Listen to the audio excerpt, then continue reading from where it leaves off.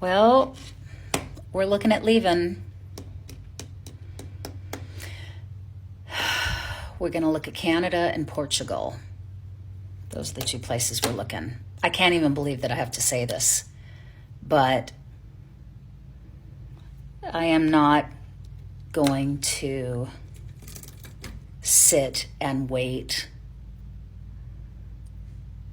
and hope that what we're seeing unfold doesn't actually happen. I'm not. I'm almost 60. What does that give me? Another 25, 30 years? I'm just keeping it real here. I don't want to live it like this. It's just not. No, I don't want to. And so do I want to leave my country? No. But my country kind of disappeared around 2015. And now it's unrecognizable to me. And so we're going to do a little research. We've got our Go stuff packed, all our documentation. We are going to check out Canada first. Probably come back here. Go check out Portugal. Come back here. Maybe Turkey. I'm not sure. It depends. Yeah, I mean, can you, it's like mind-boggling. It's mind-boggling.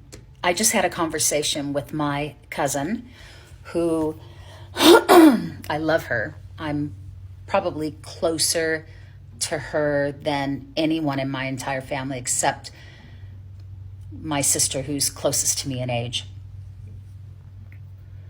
And she's a Republican. And she has no idea about what's going on. She's not MAGA, but she's part of the GOP, and like she doesn't know.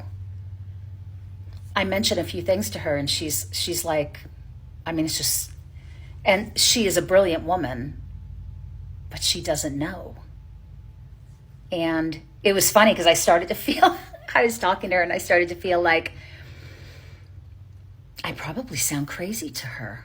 Like, I bet I sound like I'm making a bigger deal out of things than what they are. So I had to really explain in detail just a small, like, smudgeon of some of the things that are going on, specifically that would impact her personally. Yeah,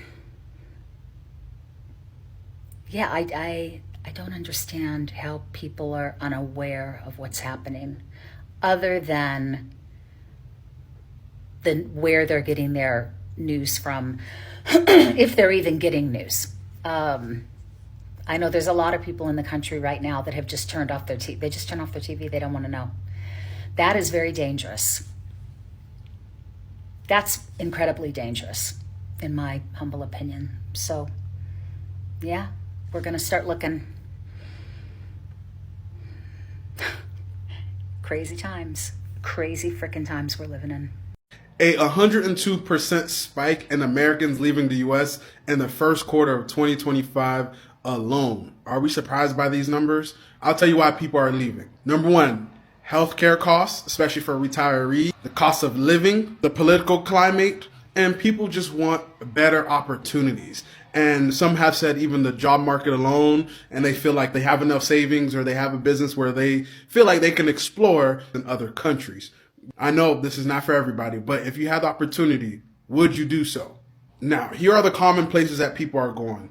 Portugal, Spain, Panama, Italy, and Greece. A lot of these places, they do offer golden visas. That's mainly for retirees and people who actually have the funds, I'm gonna be honest. But even if you're not wealthy, you still have opportunities. I tell people, do the research. Don't just go to where everybody's going. The world is so big. You can find something that you like and you didn't even expect it. And there's a lot of other digital nomad visa countries out there that just opened up. There's even some coming at the end of 2025 as well. But guys, follow my YouTube channel, subscribe to it, because I speak about these things and I show people how to do this effectively and efficiently without having to flip everything upside down financially. But what do I know? There has been a 90% increase in United States citizens leaving United States with no intention to ever return than in the previous year. So if you compare the data from January to June 2025 and you compare it to January to June 2024, there's a 90% increase in United States citizens leaving United States and saying, fuck this, because that shit is for the birds. And that's exactly what we did, because I couldn't take the madness anymore. My husband couldn't take the madness anymore. The kids were being affected. Like, it's fucking bananas over there.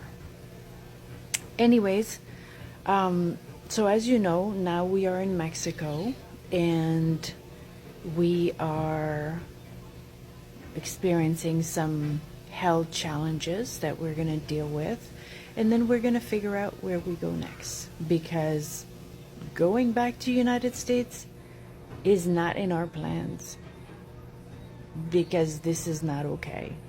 What's up, guys? So I'm sitting here on my balcony, and when I tell you it's a little breeze out here, man, that's probably why I got sick last week, man, because of this breeze. And this is unlike Santo Domingo, especially around this time. It's almost May.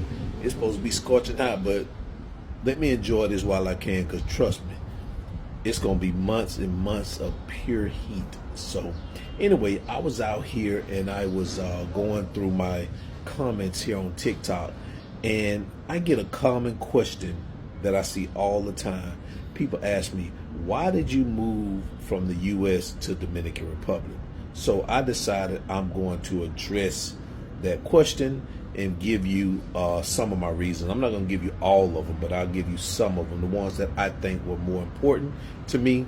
But the others, I'm not going to say they're less important, but I'm just not going to say them here on TikTok, because people nowadays are easily offended, and I don't have time to be going back and forth with anybody on TikTok about what I believe, and nobody's going to change my mind about it. So I'm going to talk about the ones that I feel comfortable sharing here on TikTok, and I'm sure that those who are looking to move back to Dominican Republic or move to Dominican Republic or move abroad probably share some of these same feelings. And these are in no particular order, but here are 4 of my reasons. And reason number 1 is the growing tension and division in the United States.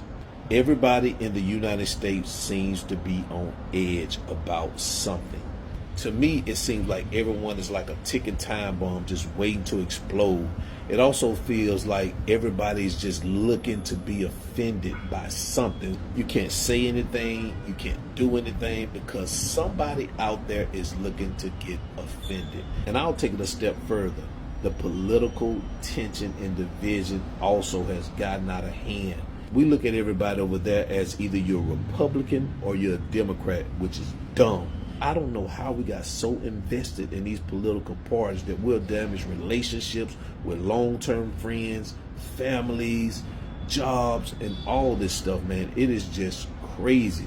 I remember the time we used to debate who was better, Tupac or Biggie, LeBron or Jordan, McDonald's or Burger King, ham or burger, peanut butter or jelly, the Jetsons or the Flintstones. And now we don't do none of that no more.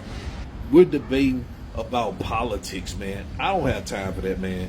And not saying people are not into politics here, because they are, but not to the point, at least in my experience, to the point where they'll destroy their family.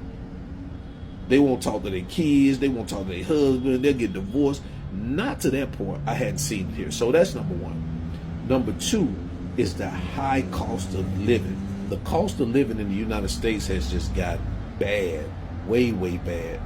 Before I moved here, I was living in Fort Lauderdale, and I was paying about $2,400 a month for a 2-bedroom and 2-bath apartment.